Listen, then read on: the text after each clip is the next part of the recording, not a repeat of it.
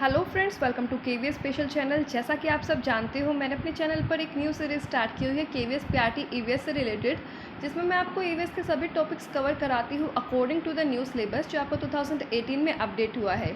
अगर आपने अपना सिलेबस देखा होगा तो आपने देखा होगा कि 5 ईयर प्लानिंग आपका एक टॉपिक है। तो फिलहाल हम ये वाला टॉपिक कर रहे हैं जिसका basic part planning commission, national development council पहले ही अपलोड हो चुकी है। अगर वो नहीं देखे तो देख सकते हो। 5 ईयर प्लानिंग का वो बेस है, उससे आपको पता चल जाएगा 5 ईयर प्लानिंग की क्या ज़रूरत है, 5 ईयर प्लानिंग क्यों आए। कल से जो हमने स्टार्ट किया है 5 ईयर प्लानिंग, उसमें हम जो 12 5 ईयर प्लान्स है उनके बारे में डिस्कस कर रहे हैं। क्योंकि अगर प्रीवियस क्वेश्चन की बात करें, प्रीवियस ईयर में जो क्वेश्चन आया था 2018 में, वो पूछा गया था कि 9th 5 ईयर प्लान कब इम्प्लीमेंट हुआ था। तो आपके जितने भी 12 5 ईयर प्लान्स रहे हैं, 6 5 ईयर प्लान्स पार्ट 1 में मैंने आपको समझा दिए हैं। सो जो आपका वीडियो का लिंक है पार्ट 1 का, वो भी मैं आपको डिस्क्रिप्शन बॉक्स में प्रोवाइड कर दूंगी।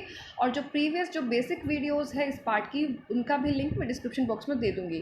साथ ही काफ़ी सारे टॉपिक्स कवर हो चुके हैं, तो इसलिए जो प्लेलिस्ट का लिंक है ना, अगर प्लेलिस्ट का लिंक दिया तो उससे ये हो जाएगा कि आप एक ही जगह पर सारी वीडियोज़ देख सकते हो। तो वो लिंक भी मैं आपको प्रोवाइड कर दूंगी। उस पर क्लिक करते ही जो भी टॉपिक आप देखना चाहो, जो भी टॉपिक, जिस भी टॉपिक में आपको प्रॉब्लम आ रही है, आप अपने अकॉर्डिंग गो थ्रू कर सकते हो। सो आज हम स्टार्ट करते हैं 7th 5 ईयर प्लान से, क्योंकि 6 5 ईयर प्लान्स हमने डिस्कस कर लिए हैं ऑलरेडी। तो सबसे पहले आपको देखना ज़रूरी है, पहले जो मैंने फर्स्ट 6th 5 ईयर प्लान्स कराए हैं, 5 वर्षीय योजना कराई है, उनको देखिएगा। फिर 7th 5 ईयर प्लान, उसके कॉन्टिन्यूएशन में है ये वीडियो। तो आपको पता होना चाहिए कि 7th 5 ईयर प्लान कब आया। 1985 से 1990 तक आया, ठीक है। 5 वर्षीय ये योजना होती है। और इस टाइम पर जो हमारे प्राइम मिनिस्टर थे, या आप कह सकते हो जो हमारे प्राइम मिनिस्टर होते हैं वही चेयरपर्सन होते हैं किसके, प्लानिंग कमीशन के। तो उस टाइम पे कौन थे, राजीव गांधी। क्योंकि आपको पता है कि 1984 में, ठीक है, 31 अक्टूबर 1984 में आपने भी पढ़ा होगा, इंदिरा गांधी की मृत्यु हो गई थी। तो उसके बाद कौन बने थे, प्रधानमंत्री राजीव गांधी जी बने थे। सो 7th 5 ईयर प्लान देखते हैं। टारगेट ग्रोथ रेट 5.0% है, एक्चुअल ग्रोथ रेट इसमें काफ़ी अच्छी हुई 6.01। अच्छा, ये जो टारगेट ग्रोथ और एक्चुअल ग्रोथ रेट है ना, इनको आपको याद करने की ज़रूरत नहीं है, ज़्यादा आप प्रेशर मत लेना कि ये सब कैसे याद करें, क्योंकि हर एक 5 ईयर प्लान की अलग अलग टारगेट ग्रोथ रेट रही है और एक्चुअल ग्रोथ रेट रही है, ठीक है। तो ये चीज़ आपको बस एक समझने के लिए भी ज़रूरी है कि किस टाइम पर आपकी जो हमारी जो कंट्री की कंडीशन थी वो डिटेरियोरेट हो गई, किस टाइम पर इम्प्रूव हो गई, ठीक है। तो इसलिए ये मैंने आपको डेटा अवेलेबल कराया है। तो आप रट्टा मत मारिएगा, बस समझिएगा। जो जो चीज़ आपको जानने की ज़रूरत है वो मैं आपको साथ में बता देती हूँ। फोकस आपको पता होना चाहिए कौन से 5 ईयर प्लान ने कौन सी चीज़ पर फोकस किया, कौन से सेक्टर पर फोकस किया। तो जो आपका 7th 5 ईयर प्लान है उसमें फोकस हुआ था productivity and work, that is employment generation. मतलब कि ज़्यादा से ज़्यादा रोजगार लोगों को दिए जाए, ताकि जो बेरोजगार है उनको कुछ काम मिल सके, या फिर हमारी जो कंट्री की जीडीपी है वो इंक्रीज़ हो सके, ठीक है। युवा को ज़्यादा से ज़्यादा नौकरियों के अवसर प्रोवाइड करे जाए, ठीक है। तो फर्स्ट टाइम क्या हुआ था इसमें कि ना, private sector got priority over the public sector, ठीक है। पब्लिक सेक्टर आपको पता है कि जो हमारी जितनी भी सरकारी चीज़ें आती है, पब्लिक सेक्टर वो होता है। और प्राइवेट सेक्टर क्या होती है, जो हमारी जो प्राइवेट चीज़ें होती है, ठीक है, प्राइवेट सेक्टर वो होता है। तो प्राइवेट सेक्टर को ज़्यादा प्रायोरिटी मिली थी, पहली बार ऐसा हुआ था, पहली बार किसी प्लान में हुआ था। तो ये चीज़ आप याद रख सकते हो कि प्राइवेट सेक्टर को ज़्यादा प्रायोरिटी या ज़्यादा इंपॉर्टेंस कौन से प्लान में मिली थी। तो ये मिली थी आपको 7th 5 ईयर प्लान में, ठीक है। 2 एनुअल प्लान्स आए थे। 2 एनुअल प्लान्स यहाँ क्यों आए, क्योंकि पॉलिटिकल सिचुएशंस जो थी वो बैलेंस इम्बैलेंस हुई, ठीक है, वो बैलेंस्ड नहीं थी एट द सेंटर। तो इसी वजह से 2 एनुअल प्लान्स आए। इसका मतलब क्या हुआ कि भाई आपका जो प्लानिंग था ये 1985 से 1990 तक रहना था, लेकिन उसके बाद की सिचुएशन ऐसी हुई कि 2 साल तक प्लान नहीं बने। मतलब कि जो नेक्स्ट आपका जो प्लानिंग होनी थी वो होनी थी आपकी 1990 से, मतलब 1995 तक आनी थी। लेकिन जो अब 2 एनुअल प्लान आए, तो ये कौन से ईयर्स में आए, 1990 से 1991 तक और 1991 से 1992 तक, ठीक है। 2 साल तक आपके नया जो प्लान आना था 8th 5 ईयर प्लान, वो नहीं आया। सो 8th 5 ईयर प्लान आपका कौन से ईयर में आया, तो वो आपको याद रखना है। और मैंने आपको ये चीज़ बताई थी कि जहाँ भी आपको ये लगे ना कि डिसकंटिन्यूएशन हुई है 5 ईयर प्लानिंग में, तो वो चीज़ भी थोड़ा सा याद रखिएगा। 5 ईयर प्लान हमारा आया 1992 से 1997 तक, ठीक है, 1992 से लेकर के 1997 तक ये रहा। अच्छा, अब इसकी बात है कि 5 ईयर प्लान में ना बहुत बार पूछा जाता है, बिल्कुल याद रखिएगा। हो सकता है आपसे केवीएस पीआरटी ईवीएस में ही पूछ लिया जाए, हो सकता है आपको कोई और अन्य एग्जाम दे रहे हो वहाँ पर पूछ लिया जाए। तो पूछा जा सकता है कि एलपीजी मॉडल कौन से 5 ईयर प्लान में या कौन से 5 वर्षीय योजना में आया था, ठीक है। तो वो आया था 8वें 5 ईयर प्लान में, तो ये चीज़ याद रखनी है, ठीक है। एलपीजी की फुल फॉर्म क्या है, यहाँ पर कोई मैं सिलेंडर गैस वाली एलपीजी की बात नहीं कर रही हूँ, यहाँ पर मैं बात कर रही हूँ लिबरलाइजेशन, पोवर्टाइजेशन एंड ग्लोबलाइजेशन। तो इन चीज़ों में, इन 3 क्षेत्रों में काम किया जाए, ये बात हुई थी, ठीक है। ये ऑब्जेक्टिव्स थे, ये उद्देश्य थे मेन, ठीक। तो की पॉइंट्स की अगर बात करूं तो इसमें एलपीजी मॉडल आ जाता है आपका, रिवाइज्ड पीडीएस आ जाता है, पब्लिक डिस्ट्रीब्यूशन सिस्टम जो आपका होता है, पीएम रोजगार योजना आ जाती है, और मिड डे मील भी यहाँ स्कीम आई, क्योंकि आपको पता होगा 1995 में ये स्कीम आई थी। तो ये भी किसके अंदर शामिल हो जाती है, 8वें 5 ईयर प्लान के अंदर, इसके दौरान ही ये आई थी, ठीक है। तो ये चीज़ भी आप याद रख सकते हैं। सो जो हिंदी वाले स्टूडेंट्स हैं ना, उनको जानना ज़रूरी है लिबरलाइजेशन की हिंदी क्या होती है। तो ये होती है बेटा उदारीकरण, और ये एक इकोनॉमिक पॉलिसी होती है, आर्थिक नीति होती है, जिसके अंदर ना जो आपके व्यवसाय है या उद्योग है वो स्वतंत्र रूप से विकसित हो सके, तो उसके लिए लिबरलाइजेशन पॉलिसी होती है। पोवर्टाइजेशन में आपकी जो गरीबी है उसको दूर करने के लिए जितनी भी स्कीम्स वगैरह चलाई जाती है वो आ जाती है। ग्लोबलाइजेशन, जिसको हम हिंदी में वैश्वीकरण कहते हैं, जिसमें exchange of goods and services के साथ साथ आपका जो कल्चर है वो भी साथ में, ठीक है, फूड है, कल्चर है, वो भी एक कंट्री से दूसरी कंट्री अडॉप्ट करती है, ठीक है। नॉट ओनली कपड़े या सिर्फ सामान जो है वो सिर्फ नहीं, साथ में आपका जो कल्चर है, रहन सहन का तरीका है या फूड है, ठीक है, वो सब भी दूसरी कंट्री अडॉप्ट करती है। तो ये एलपीजी मॉडल है, लिबरलाइजेशन, पोवर्टाइजेशन, ग्लोबलाइजेशन, ये याद रखिएगा कि ये 8th 5 ईयर प्लान में आया था। बिल्कुल दिमाग पर छप जाना चाहिए, ये मार्क्स नहीं कटने चाहिए किसी के भी। आगे मूव ऑन करते हैं, नेक्स्ट आपका 5 ईयर प्लान। अच्छा, इसमें एक और चीज़ रुक जाइए, 8th 5 ईयर प्लान में ना आपको ये याद रखने की ज़रूरत है कि ये वाली जो इकोनॉमिक पॉलिसी आई थी ना, लिबरलाइजेशन, पोवर्टाइजेशन और ग्लोबलाइजेशन का मॉडल जो लाए थे, तो इसको ना कई बार ना हम नरसिम्हा और मनमोहन सिंह मॉडल के नाम से भी जानते हैं, ठीक है। नरसिम्हा एंड मनमोहन सिंह मॉडल के नाम से भी जानते हैं, क्योंकि उन्होंने इस वाली जो 5 ईयर प्लानिंग थी ना, या मॉडल, ये जो एलपीजी मॉडल आया था, इसमें काफ़ी योगदान रहा था उनका। तो ये चीज़ भी आप याद रखेंगे, ठीक है। और दूसरी चीज़ मैंने बताई आपको कि इसमें किसके ऊपर ध्यान दिया गया था, इसमें भी आपका जो थोड़ा मतलब ह्यूमन कैपिटल के ऊपर, प्राइवेट सेक्टर के ऊपर, इसमें भी ध्यान दिया गया था, ठीक है। अब मूव ऑन करते हैं, नेक्स्ट जो आपका है 9th 5 year plan. 9th 5 year plan आपका आया था 1997 से लेकर के 2002 तक ये रहा, ठीक। तो इसके अंदर क्या है देखते हैं। फोकस किस पर किया, growth with justice and equity, इनके ऊपर ध्यान दिया गया। Growth with justice and equity मतलब कि न्याय हो और समानता हो, इनके ऊपर ध्यान दिया गया। साथ में आप इसको और अच्छे तरीके से बात करेंगे तो इसमें आपका, जैसे अब growth with justice and equity से क्या मतलब है आप भी जानना चाहिए, ठीक। तो इसमें ना बेटा जो एम्प्लॉयमेंट फॉर वीमेन मतलब महिलाओं को भी एक साथ समझा जाए, पुरुषों के बराबर ही उनको भी दर्जा दिया जाए, उनके लिए भी रोजगार के अवसर प्रदान करना, वीमेंस के लिए।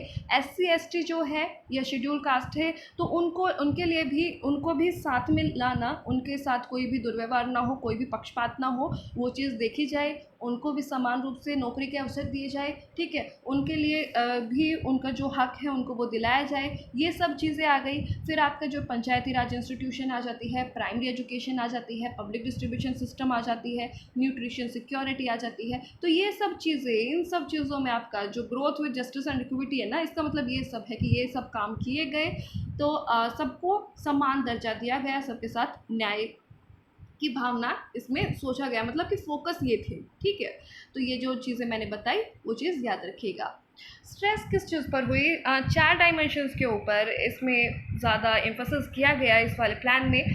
तो वो 4 चीज़ें कौन सी है? क्वालिटी ऑफ लाइफ, अच्छी लाइफ हो, ठीक है, गुणवत्तापूर्ण, जनरेशन ऑफ प्रोडक्टिव एम्प्लॉयमेंट, काफ़ी सारे एम्प्लॉयमेंट, लोगों को रोजगार के अवसर दिए जाए, महिलाओं को दिए जाए, SC ST को दिए जाए, ठीक है, अन्य जो भी बैकवर्ड क्लासेस हैं उनको दिए जाए, किसी को भी कम ना समझा जाए, ठीक है, इन वन वर्ड।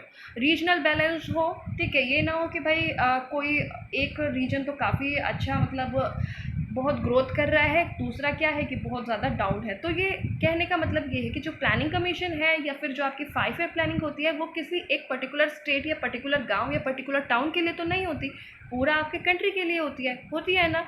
तो आपका जो रीजनल बैलेंस का मतलब यही है कि कहीं भी आपको ये चीज़ ना देखी जाए, हर एक स्टेट जो है ना वो एक समान रूप से ग्रोथ करे, ठीक है, कोई भी पिछड़ा ना रहे, कोई भी स्टेट कोई भी राज्य ज़्यादा पिछड़ा ना रहे, सब तरक्की करे, सब में काफ़ी मतलब ग्रोथ हो। सेल्फ रिलायंस लास्ट बात हुई, जिसके ऊपर जिस डायमेंशन के ऊपर फोकस किया गया वो है सेल्फ रिलायंस, जिसको आप आत्मनिर्भर के नाम से जानते हो। जैसे अब मोदी जी अपील करते हैं लोगों को कि आत्मनिर्भर होना है हमें, ठीक है, तो वही चीज़ है आत्मनिर्भर होना, मतलब कि जो दूसरी कंट्रीज़ के प्रोडक्ट्स हम बहुत ज़्यादा यूज़ कर रहे हैं बल्क में, ठीक है, उसको कम किया जाए और अपनी कंट्री के अंदर वही सब निर्माण किया जाए, ठीक है, ताकि हमारी जो GDP है वो इंक्रीज़ हो, हमारा जो इकोनॉमिक कंडीशन है कंट्री की वो रेज हो, ठीक। तो यही चीज़ है 9th 5 year plan. Move on करते हैं 10th 5 ईयर प्लान पर। 10th 5 ईयर प्लान फिर कब आया? 2002 से लेकर के 2007 तक। याद रखिएगा 9th 5 ईयर प्लान का आपसे पूछा गया था, मैंने बताया कि 1997 से 2002 KVS में पूछा जा चुका है 2018 में। तो 10th 5 ईयर प्लान के बारे में जानते हैं। 10th 5 ईयर प्लान ऑब्जेक्टिव इसका क्या था? It was aimed to double the per capita income of India in the next 10 years. तो इसमें ये गोल रखा गया, ये उद्देश्य था कि भाई जो पर कैपिटा इनकम है ना, मतलब कि हर एक लोगों की जो इनकम है वो डबल हो जाए आने वाले 10 सालों में। तो ये एक टारगेट रखा गया। दूसरा टारगेट क्या था कि to reduce the poverty ratio by 15% by the year 2012। मतलब कि जो पॉवर्टी रेशियो है या गरीबी रेखा के नीचे लोग आते हैं, सरल भाषा में मैं कह सकती हूँ, ठीक है, वो लोग कम हो जाए, मतलब कि वो पॉवर्टी से ऊपर उठे, ठीक, वो आगे बढ़े या उनकी प्रोग्रेस हो ताकि वो मिडिल क्लास में शिफ्ट हो सके और हमारी कंट्री का जो पॉवर्टी रेशियो है वो डिक्लाइन हो सके, वो कम हो सके। तो इन चीज़ों पर फोकस किया गया था 10th 5 ईयर प्लान में। और इसके साथ साथ और भी कई महत्वपूर्ण चीज़ें हैं और भी उद्देश्य थे। नॉट ओनली दिस, साथ में लिटरेसी रेट, साक्षरता दर पर काफ़ी फोकस किया गया था। इन्फेंट मोर्टेलिटी रेट, इसके ऊपर फोकस किया गया था, जो आपकी जो मतलब जो शिशुओं की, छोटे बच्चों की 2 साल से कम आयु में बच्चों की जो मृत्यु हो रही थी वो कम से कम हो, तो उसके लिए भी काफ़ी सारे योजनाएं बनाई गई, उसके लिए भी काफ़ी सारे काम किए गए। फॉरेस्ट एरिया के लिए वर्क हुआ। एम्प्लॉयमेंट की इसमें बात चली, ऑब्जेक्टिव ये भी था। ड्रिंकिंग वाटर सबके पास पहुंच सके, ये भी आपका one of the main objective था, ठीक है। और पॉवर्टी पर कैपिटल इनकम, ये तो मैंने आपको बता दिया कि पॉवर्टी के ऊपर और पर कैपिटा इनकम के ऊपर बात हुई, तो ये चीज़, ठीक।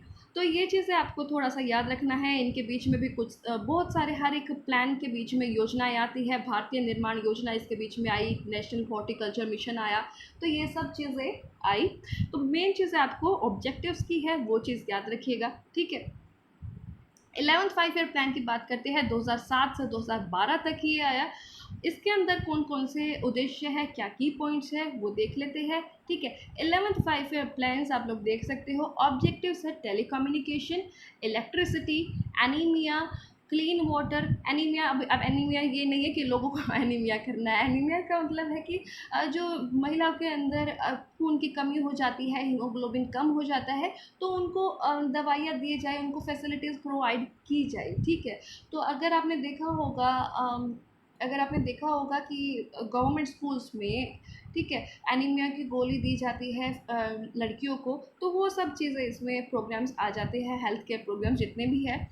हेल्थ एजुकेशन की बात हुई, एनवायरमेंटल साइंस की बात हुई, rapid growth and skill development. देखिए स्किल डेवलपमेंट आपकी जो है वो अब भी इसके ऊपर काफ़ी फोकस किया जा रहा है। सेल्फ रिलायंट पर पहले इतना फोकस नहीं होता, लेकिन अब जो मोदी जी अपील कर रहे हैं, इससे एक बार फिर से लोगों के मन में लहर उठी है कि हमें सेल्फ रिलायंट होना है, हमारी कंट्री को आत्मनिर्भर होने की बहुत ज़्यादा ज़रूरत है।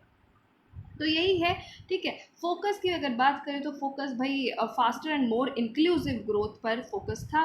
इसका मतलब क्या हुआ, इंक्लूसिव ग्रोथ क्या होती है? इंक्लूसिव ग्रोथ का मतलब है कि बेटा देखिए, एक तो हो गए हमारी कंट्री में रिच लोग जो बहुत ही अमीर तबके के लोग हैं, एक हो गई गरीब लोग, एक है मिडिल क्लास फैमिली, ठीक है। तो इनमें ये है कि ग्रोथ जो हो रही है ना, जो लोगों की वृद्धि हो रही है या विकास हो रहा है लोगों की चीज़ों का या लोगों का जो डेवलपमेंट हो रहा है, ठीक है, किसी एक तबके का हो रहा है, तो वो सिर्फ एक किसी पर्टिकुलर तबके का ना हो, मतलब कि रिच लोग ही उसको आनंद भोग रहे हैं, उन्हीं की सारी फुलफिल हो रही है नीड्स एंड डिमांड्स, और जो पुअर है वो और ज़्यादा पुअर होता जा रहा है, ऐसा ना हो।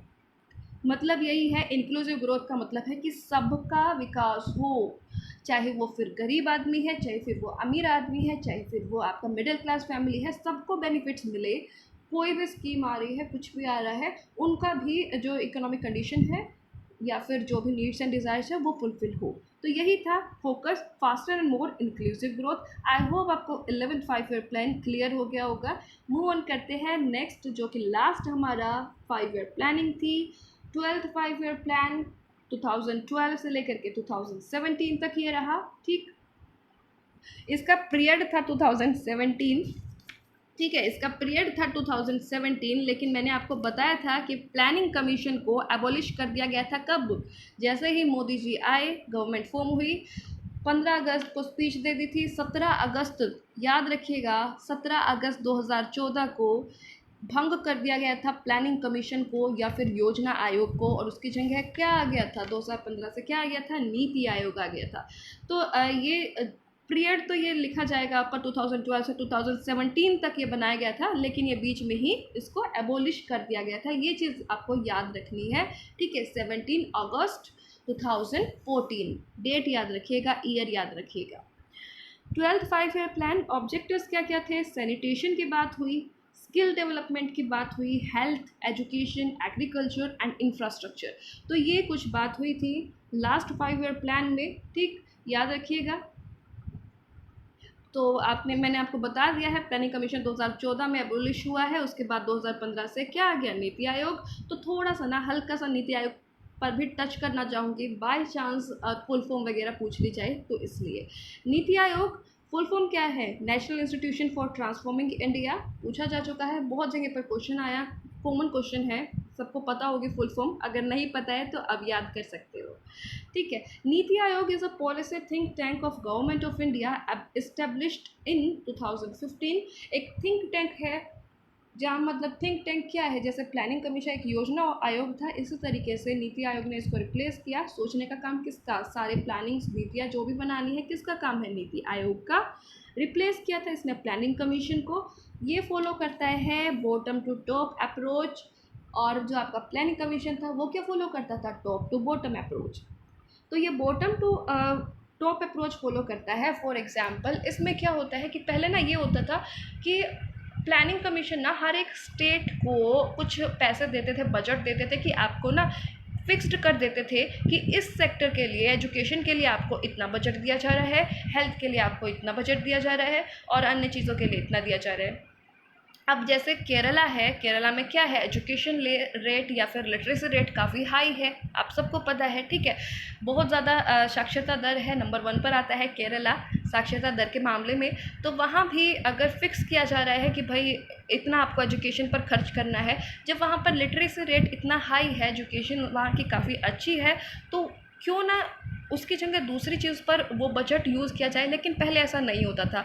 यही मेन रीज़न है कि प्लानिंग कमीशन को डिस्कार्ड किया गया और bottom to top approach follow किया गया। मतलब कि जहाँ पर ज़रूरत है ना, लोग या स्टेट कहिएगा, ठीक है, राज्य या केंद्र शासित प्रदेश जो है आपके, जहाँ पर उनको ज़रूरत है, जिस चीज़ में वो पिछड़े हुए हैं, जहाँ पर मनी की ज़रूरत है, वहाँ लगा सकते हैं अपने अकॉर्डिंग, ठीक है। जो चीज़ पहले सुधरी हुई है उसमें कम बजट लगाए, जहाँ पर ज़रूरत है वहाँ पर लगाए। तो यही है आपका बॉटम टू टॉप अप्रोच। तो इसको कौन फॉलो करता है? नीति आयोग फॉलो करता है।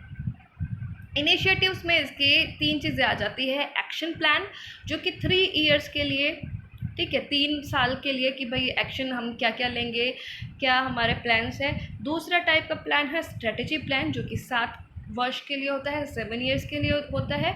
और थर्ड टाइप का प्लान है वो है आपका विज़न प्लान, जो कि आपका 15 ईयर्स के लिए होता है। ठीक है, तो ये चीज़ आपको जैसे प्लानिंग कमीशन, जैसे मैम ने आपको बेसिक मैंने बताया कि मैम ने कराया था, तो आपने पढ़ा था ना, long term planning 5 year planning में भी होती थी, और उसको हम किसके नाम से जानते थे, पर्सपेक्टिव प्लान के नाम से। ऐसे ही यहाँ भी क्या है, विज़न प्लान होते हैं 15 ईयर्स के लिए। तो ये ईयर्स पे थोड़ा सा याद रखिएगा। ठीक है, ये नीति आयोग के ही इनिशिएटिव के अंदर प्लान है, किसके कितने ड्यूरेशन है वो चीज़ याद रखना है। सो यहाँ होता है आपका 5 ईयर प्लानिंग टॉपिक फिनिश। कैसा लगा आपको कमेंट बॉक्स में बता सकते हो, कोई डाउट हो कमेंट बॉक्स में पूछ सकते हो। Thank you for watching this video. अगर फर्स्ट टाइम चैनल को देख रहे हो तो सब्सक्राइब ज़रूर करिएगा, क्योंकि इसके बाद मैं सोच रही हूँ कि साइंस का भी कोर्स चलाऊँ, काफ़ी बच्चे डिमांड कर रहे थे। ठीक है, आपकी क्या राय है, मुझसे पढ़ना चाहोगे साइंस तो वो भी बता सकते हो। ठीक है, और कोई सजेशन हो वो भी दे सकते हो, most welcome. Thank you for watching this video. Goodbye.